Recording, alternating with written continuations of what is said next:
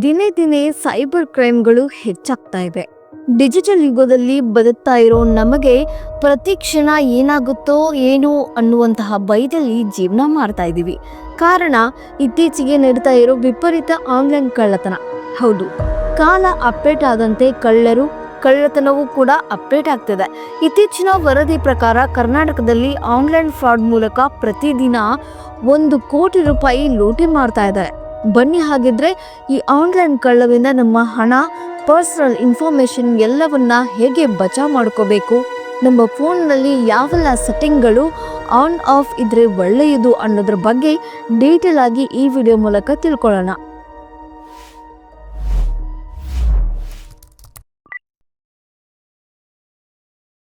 ಪ್ರತಿದಿನ ನಮಗೆ ಬೇಕಾಗಿರೋ ಏನಾದರೂ ಒಂದು ಮಾಹಿತಿಯನ್ನು ನಾವು ಮೊದಲು ಬ್ರೌಸರ್ಗಳಿಂದ ತಿಳ್ಕೊಂತೀವಿ ಅಲ್ವಾ. ಕೈಯಲ್ಲಿ ಮೊಬೈಲ್ ಹಿಡ್ಕೊಂಡ್ರೆ ಮುಗೀತು, ಗೂಗಲ್ ಕ್ರೋಮ್ನಲ್ಲಿ ಒಂದಲ್ಲ ಒಂದು ಸರ್ಚ್ ಮಾಡ್ತಾನೆ ಇರ್ತೀವಿ.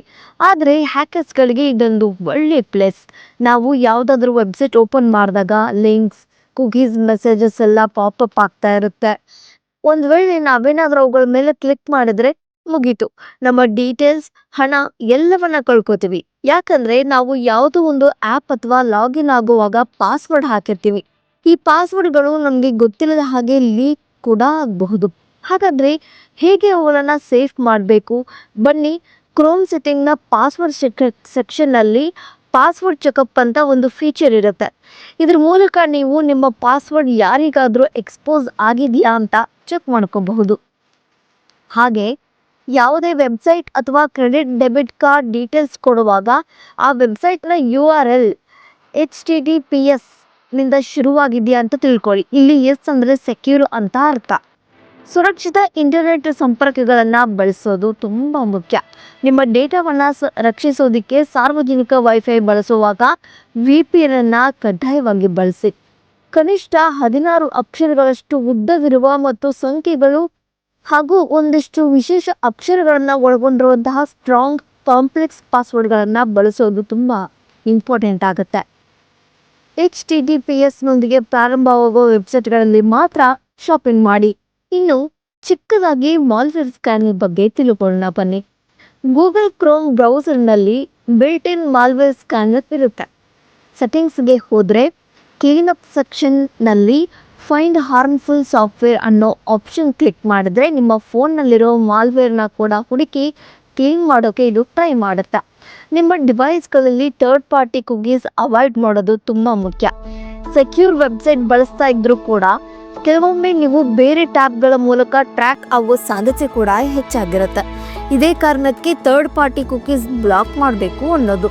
ಅಗೈನ್, ಕ್ರೋಮ್ ಬ್ರೌಸರ್ನಲ್ಲಿ ಸೆಟ್ಟಿಂಗ್ಸ್ಗೆ ಹೋಗಿ, ಕುಕೀಸ್ಗೆ ಹೋಗಿ, ಒಂದೇ ಸ್ಟೆಪ್ನಲ್ಲಿ ಆಫ್ ಮಾಡೋ ಮೂಲಕ ಥರ್ಡ್ ಪಾರ್ಟಿ ಕುಕೀಸ್ ಕೂಡ ಬ್ಲಾಕ್ ಮಾಡಬಹುದು. ನಾವೀಗ ಡಿಜಿಟಲ್ ವರ್ಲ್ಡ್ನಲ್ಲಿ ಬದುಕ್ತಾ ಇದ್ವಿ.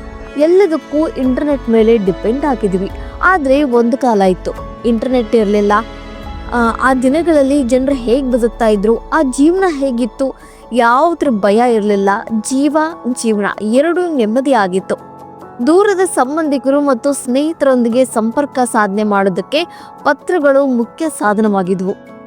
ಇನ್ನೇನು ತುರ್ತು ಸಂದರ್ಭಗಳಲ್ಲಿ ಅಥವಾ ಹತ್ತಿರದವರೊಂದಿಗೆ ಮಾತನಾಡೋದಕ್ಕೆ ದೂರವಾಣಿಗಳನ್ನು ಬಳಸಲಾಗ್ತಾ ಇತ್ತು. ಅಲ್ಲದೆ ಜನರು ಪರಸ್ಪರ ಮನೆಗಳಿಗೆ ಹೋಗಿ ಮಾತನಾಡ್ತಾ ಇದ್ರು.